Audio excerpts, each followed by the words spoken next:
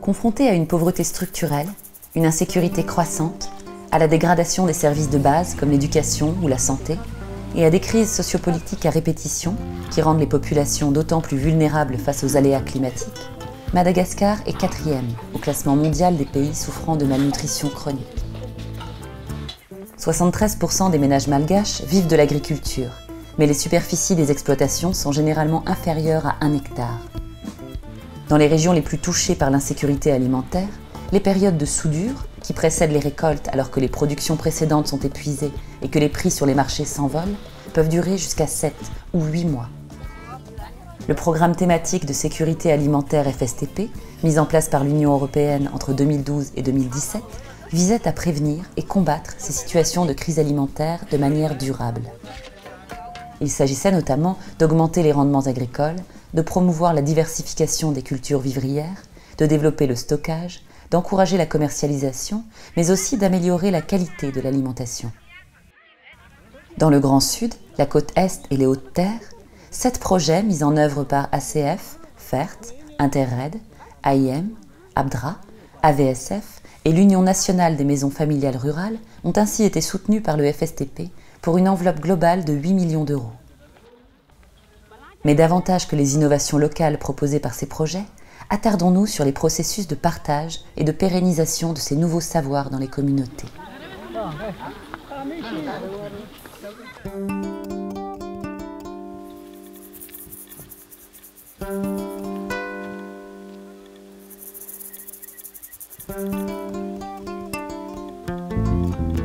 L'école d'enseignement général est difficile d'accès aux jeunes issus des familles rurales les plus modestes et peu adaptée à la réalité de ces milieux où les jeunes constituent une main-d'œuvre essentielle à la survie de l'exploitation.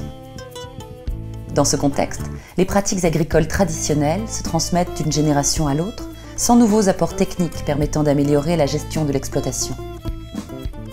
Les maisons familiales rurales cherchent à accompagner et moderniser ce processus de transmission des savoirs en formant des jeunes de 13 à 25 ans, souvent déscolarisés, à des pratiques agricoles innovantes. Ny antony ampijanona anay mamako iabako maty dia mamako foana mitondra anay dia sy maharaka le raha izy, sy maharaka droit dia voatery raha sy mesy niala nianatra.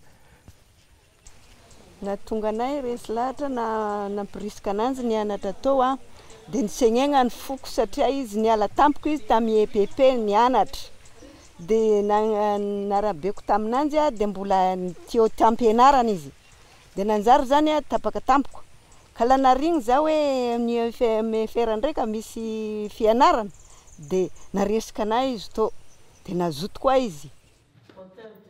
Élu par les parents d'élèves, le président de la MFR assure la bonne gestion du centre et le lien permanent entre parents et équipe pédagogique. Afin d'adapter le cursus aux besoins spécifiques du territoire, les parents participent à la définition du plan de formation.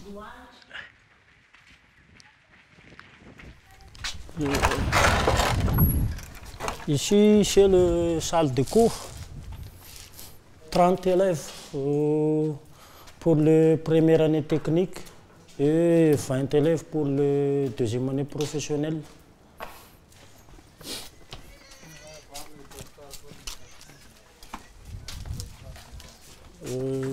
Dortoir de garçons. Masaka olona enina amby folo zany satria mitambatra anankiroa isaka ny fandriana ray. Ny andehanana makatimo zany dia mandeha tongotra dia farafahakely ny alavirany eo amin'ny 50 km. Si les dortoirs sont vides, c'est parce que les élèves sont en stage. Les MFR proposent en effet une pédagogie basée sur l'alternance. Chaque mois, les jeunes passent 2 semaines à l'internat, puis 2 semaines sur l'exploitation d'un maître de stage, qui est souvent l'un de leurs parents. Ces périodes de travail sur le terrain sont l'occasion pour les apprentis agriculteurs de mieux comprendre le fonctionnement de l'exploitation familiale, de confronter leurs nouvelles connaissances à la pratique, mais aussi parfois de les transmettre à leurs parents, inversant ainsi le processus traditionnel de partage des savoirs. Teny le Théodore hoe apetrapetra aloha mama mba raha masaka le tany a ambolena le kasaka mba mahasara ananjy dia nijaka miteny zao hoe zegny ary ka heky fa fanina zany dia la ohatra fa mbola tsy masaka aby le tany dia fa mamboly ze dia manjary zany a dia eo ambanimbany eo zany le fanirina ikasaka ka la tamin'ny nagnanovany an'iny kosa zany ka dia niakatra le kasaka.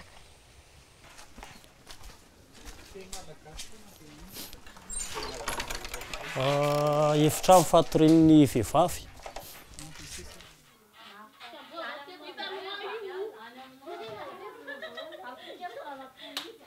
Tsy mitovy, ny vehivavy betsaka noho ny lehilahy no mifaneto zao. Ny antony mahatonga an'izay a, le vehivavy matetika mijanona foana eo amin'ny fiainan'ny fianakaviana izy zany dia misafidiny hoe ho tantsaha izy, dia izay mahatonga azy betsaka kokoa fa ny lehilahy zany matetika mandeha mila ravinahitra. Eva est entrée à la MFR de Mandoute quand elle avait 14 ans. Elle a fini son cursus 4 ans plus tard, en 2016. Raha ny amiko aloha dia any amin'ny enseignement général mbola vola be nefa ny ray aman-dreny sahirakira na tsy dia mahalasa lavitra be fa tena amin'ny MFR tonga dia mivoaka fa hoe ianao tonga dia miasa avy hatrany, tonga dia asa avy hatrany zany le izy. Ny ataoko amin'izao fotoana izao zany dia kisoa gasy no hatsaraina. Dia izany hoe fanatavizana kisoa gasy zany. Le izy zany efa nataon'ny ray aman-dreny fa no hatsaraiko le izy dia le natsaraina angana kokoa no le nataon'ny ray aman-dreny.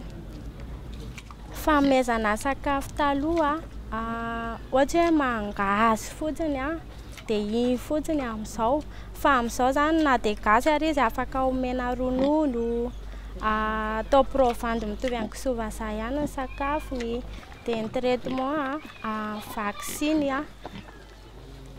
isaky ny 3 volana, manao rappel isam-bolana.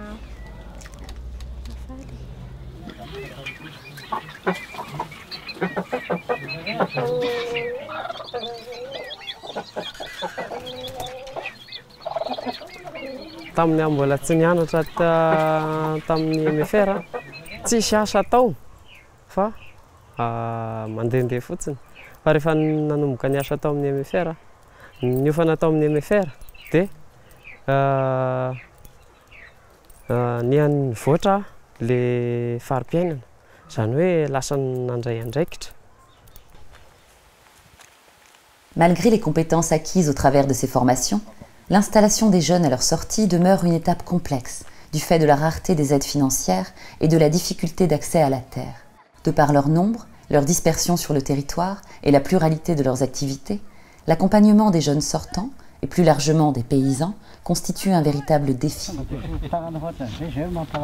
Sur cette question, FERT Cap Malagache s'est appuyé sur la transmission de connaissances par les pairs, c'est-à-dire sur l'identification de paysans capables de relayer et d'encourager les innovations techniques au sein de leur propre communauté.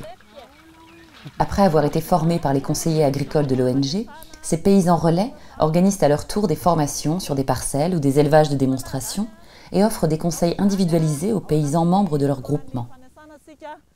No mandeha mitsidika aty, mitsidika mitatsaha mandeha isa tokantrano sy eny an-tsaha na saha na tanàna zany dia mandeha manara-maso manataitra an'ireo amin'ny resaka teknika, zezika, ny fitaovana, dia rehefa miakatra koa zany ny vary dia mandray asoratra amin'ny vokatra.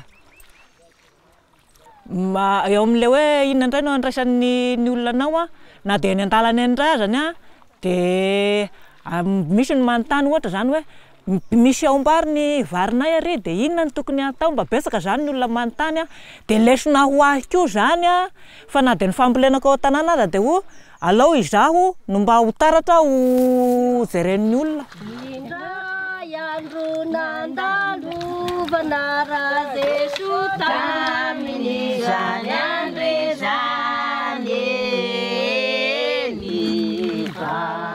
Dans le district de Manakar, sur la côte Est, Interred s'est appuyé sur une autre modalité de transmission des savoirs par les pairs, cette fois à travers la formation et l'accompagnement de paysans chercheurs.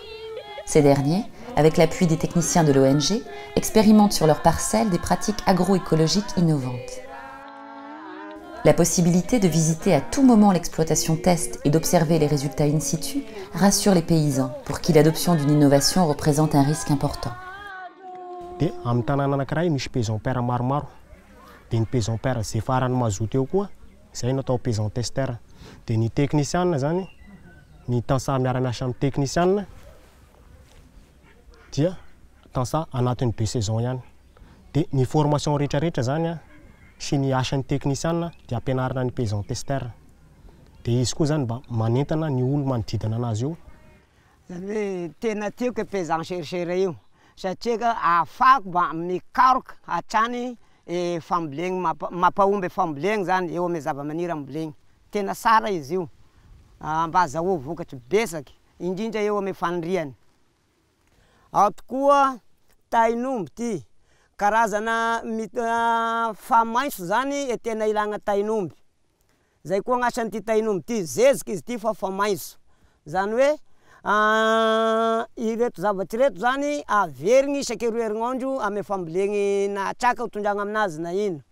Iry koa tainomby miary lavenina igny koa zany zezika avao koa izy igny fa zavatry managnisiky ambony tany koa tena omenery. Ohatra saramaso, poivron, baranzely, haricot-vert, zay azo agnanaovagna an'igny. Efa vokaranay tany aty sy mamokatry loatry, tena sy mamokatry loatry izy atiky.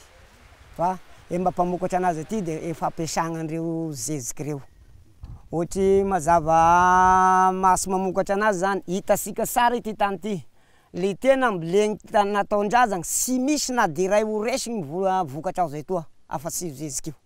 Satria ny tokotany anankiray amin'ny ankapobeny eto amin'ny faritra Moromani dia eo amin'ny 20 ara eo ny tambariny. Les partenaires du FSTP ont souligné l'importance de la démonstration, de l'observation et de l'expérimentation pour réussir un processus de partage des savoirs entre paysans. Il en va d'ailleurs des pratiques agricoles comme des pratiques alimentaires. Ny rano zany atahorana soa misy microbe dia tsy maintsy asitsika ny sirop satria ny rano mety tsy tonga lafatra loatra le loharano, tsy madio ny loharano dia tsy maintsy asina sirop zany hagnadiovana le microbe amin'ny rano, tsy nety mibosaka moa izy ty. Dia endasitsika aloha zany le voanjo dia totoina malemy tsara dia ataotsika fangaro amin'ny mangahazo. Dia sy na tonga dia ataotsika izay na moa hanao nikasaka indray. Ka be dia be le zaza tsy ampilanja fa nay mandanja zaza isam-bolana. Dia farany ngay zany voatery miezaka ihany ny vory ny entana nanao fandalinana dia afaka nikarakara nanao an'io zavatra io hagnarenana an'ilay lanjan-jaza tsy normal. L'investissement dans la formation des agents de nutrition, des paysans relais et des paysans chercheurs contribue au développement de compétences locales susceptibles d'accompagner la communauté au-delà du temps du projet. En parallèle, la structuration du milieu paysan encouragée par les projets du FSTP permet de développer les capacités des producteurs à mobiliser des ressources financières propres pour assurer la pérennisation de cet accompagnement technique. C'est ainsi, par exemple, que FERT et Cap Malagache ont travaillé avec les unions de producteurs pour que les activités des paysans relais soient peu à peu considérées comme un service fourni aux membres et donc indemnisées.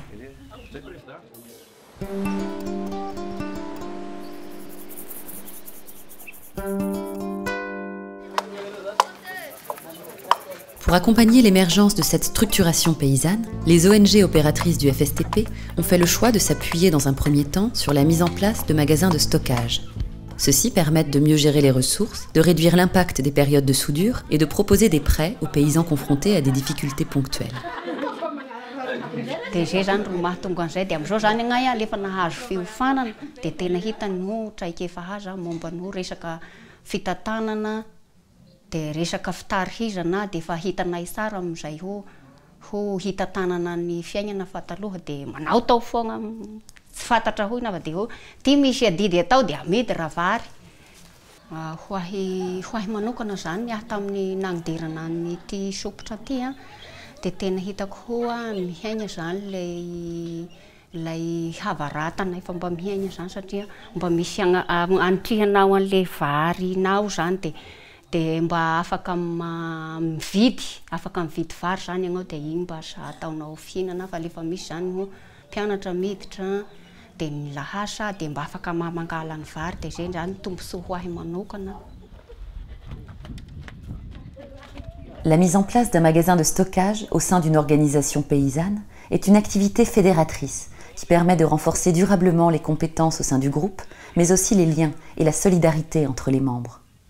Volana avril nanomboka nangady fototra ny tragno dia ny fandaminana azy zany a dia miara-miasa ny lehilahy miara manao briko dia ny vehivavy a mitona rano dia tonga tray zany fotoanany maigna ny briko dia miara mitona briko ny vehivavy dia ny taona fasina dia miara mitona briko ny vehivavy dia ohatran'izay ny vato dia miara miompona zany a agnay mpikambana rehefa manao an'ity asa ity gnay navitana azy dia vita 3 volana eo zany nanaovana azy dia vita ny tragno vita joro.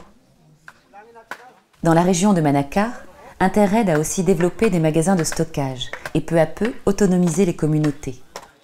Après une année d'encadrement technique, le conseiller agricole a été remplacé par un socio-organisateur chargé d'accompagner l'émergence d'organisations de producteurs de base, puis de les regrouper en unions. La mise en place d'un magasin de stockage constitue souvent la première activité de l'union en devenir. Dia ampianarina amin'izay izy mampiasa resaka outil de gestion na vola, dia fitantanana vola, dia resaka cahier fivoriana, resaka cahier-na asa, dia cahier-na vokatra. Dia mila manana zareo koa zany tonga dia asiana mampianatoro koa izy appuiena izy mandravitra statut, règlement intérieur sy statut. Antony moa zany nananganana union dia izay ahafahanay opy ivelatra kokoa amin'le lafiny teknika voalohany ahafahanay ivelatra amin'ny chaîne fiaignanay ka ahafahanay mampivelatra zay zavatra tadiavinay amin'ny union. Zany hoe mba ahafahanay dingana ivelatra ho agny amin'ny fédération zany zay ny tanjona nanangananay union satria zay ny sampana ahafahanay miditra agny. Adhérer aux fédérations permet aux unions et à leurs membres de pérenniser l'appui technique en accédant au réseau des paysans pairs ou paysans chercheurs et d'obtenir des aides pour l'acquisition d'intrants ou de matériel. Mais la structuration paysanne facilite également l'accès au foncier. Dans le sud-est de Madagascar, les femmes n'héritent pas des terres de leurs parents. Lorsqu'elles se retrouvent seules suite au décès ou au départ de leur mari, elles perdent le droit d'exploiter ces terres. Elles n'ont alors d'autre choix que de vendre leur force de travail à l'extérieur pour subvenir aux besoins de la famille. Pour appuyer ces femmes, Interred a développé une approche spécifique sur plusieurs années, mêlant structuration, formation technique et coup de pouce financier et matériel.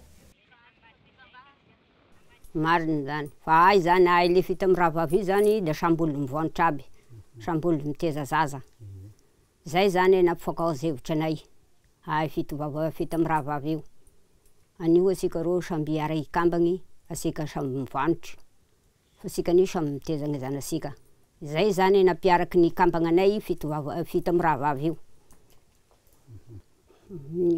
Zany tena taloha zany da sy tena sahiragna fito amin'ny rahavavy io satria zany sy manatana amlegny da nahazo nahazo tana moeo da mambolia amizay nareo da nanova ny taratasy io nanova ny fokon'olo taratasy da nanova ny chef-fokotany taratasy da naparame fava amin'ny commune. Le regroupement formel de ces femmes seules leur permet de négocier avec les autorités locales, plus enclines à confier une parcelle à un groupe plutôt qu'à des individus. Le contrat de mise à disposition de cette terre est ainsi conditionné à la survie de l'association. Sécurisées sur l'aspect foncier, les femmes peuvent alors investir dans les cultures pérennes ou dans l'entretien de la fertilité des sols. Pour les aspects techniques, l'association est appuyée par un paysan chercheur, afin d'apprendre et d'appliquer des méthodes de production agroécologique. Lana tonga taty ary zareo ateredy zany nampofagna anay nampianatry ny asanay. Taloha zany da sy hainay zany magnara teknika io. Satria zany e volinay taloha moa da sotrosotroinay atany io zany da avy da patapataka ihany. Da sisy voararomorso zany izy taloha. Eo zao de fa hitako zany fovanigny rako zany satria zany lananao ara teknika anao da hitanao sara zany fovanigny fiaignanao amy mety pahirazagny tagny. Satria zany mbola mamokatra zany gn'ara tekniky ohatrak'ny mety pahirazagny taminay tagny. Da nanao vatabia aho, da namidoky, da nahazo somary kelikely ny zanako, nanao tongolo aho. La transmission d'un savoir technique au sein d'un groupe permet d'en faire le dépositaire. Il lui appartient ensuite de partager ce savoir dans sa communauté pour qu'elle se l'approprie de manière durable.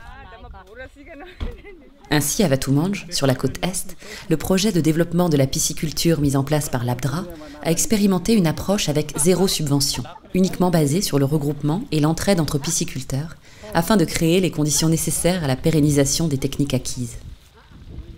Prochain programme zany defa ilalantsika malala fa tsy manome vola ho an'ny tantsaha na manampy fitaovana ho an'ny tantsaha fa manoro-hevitra sy manatoro ny teknika fanamboarana ny dobo ary manampy azy ireo amin'ny fanantenterana azy hatramin'ny farany. Premièrement, quand on a fait des centres sur le terrain, on a fait sensibiliser les gens. Et on voit beaucoup de gens qui arrivent. Et au fur et à mesure qu'on a expliqué l'approche de l'ABDRA, il reste que peu de gens qui continuent avec nous. Parce que les gens ont pitié d'avoir des contreparties avec d'autres ONG. À l'issue de la réunion de sensibilisation, dès qu'un minimum de 5 candidats pisciculteurs manifestent leur intérêt et acceptent de collaborer, les activités commencent. Les animateurs conseillers piscicoles identifient alors les terrains adaptés à la construction d'étangs-barrages, conseillent les candidats pour concevoir les aménagements et les accompagnent, depuis la construction des digues jusqu'à la production des poissons. Tafarana ouverture de zone zany nanokafany le groupe. Ary fiasany amin'ny groupe zany a de ndroandro a isaky ny herignandro. Ndrendre a de manao canal. Ndrendre de ohatrohatra hoe misy asa hafa ankoatran'ny fanaovana canal, ny fanaovana dobo, ohatrohatra hoe mandindio zay manodidina igny de fa asa zany. De amplisin'izany koa zany raha ohatra fa misy fanaovana pêche de le groupe io koa zany miaraka amin'ny fanaovana pêche. Pour fournir leur appui technique, les ACP de l'ABDRA passent une semaine par mois avec les membres de chaque groupement. Cette proximité leur permet de discuter, d'observer et de comprendre les contraintes et besoins des pisciculteurs. Chaque situation étant différente, le suivi est adapté au rythme de développement de chacun.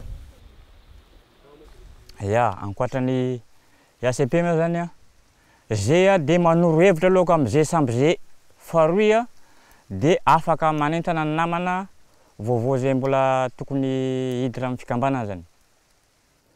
Zavatra tegna mahafinaritra aloha de voalohany sady voko loka zay, sady mbola mahazo vola koa, sady afaka koa mampianatra namana azy zegny sy mahita za vao mahita dobo ohatrany le olona de tonga de misiritritra hoe za mba hagnano rangaka andao mba jereo ny anay le toerana. À vrai dire, notre objectif c'est amener les pisciculteurs deviennent autonomes. Parce que l'ABDRA, s'il existe, c'est un projet. Il y a le projet, il y a un moment qu'il est terminé. Donc notre souhait, c'est que notre pisciculteur arrive à maîtriser tout ce qu'il peut faire dans son étang ou dans son élevage. À travers l'apport d'innovation technique, chacun des 7 projets financés par le FSTP a contribué à l'amélioration de la sécurité alimentaire et nutritionnelle des populations rurales. Mais au-delà des aspects techniques, le défi majeur pour ces projets était l'appropriation durable de ces innovations. En cela, les ONG ont compris que le processus de prise de décision et les méthodes de transmission des savoirs sont au moins aussi importantes que les savoirs eux-mêmes. Car dans un contexte de grande précarité et de dépendance aux activités agricoles, si les adoptants ne sont pas convaincus des bénéfices qu'ils pourront tirer des changements proposés, ils ne prendront jamais le risque de les adopter. D'où l'importance d'assurer la transmission via des personnes issues ou proches des communautés, qui en maîtrisent les codes et les problématiques. Enfin, pour que les innovations se pérennisent localement, il est essentiel d'accompagner la structuration paysanne, afin que les bénéficiaires puissent continuer leur développement de manière autonome. À travers le financement du FSTP, l'Union européenne a aidé à bâtir des fondations pour que les communautés puissent poursuivre leur propre construction et se prémunir définitivement contre les crises alimentaires.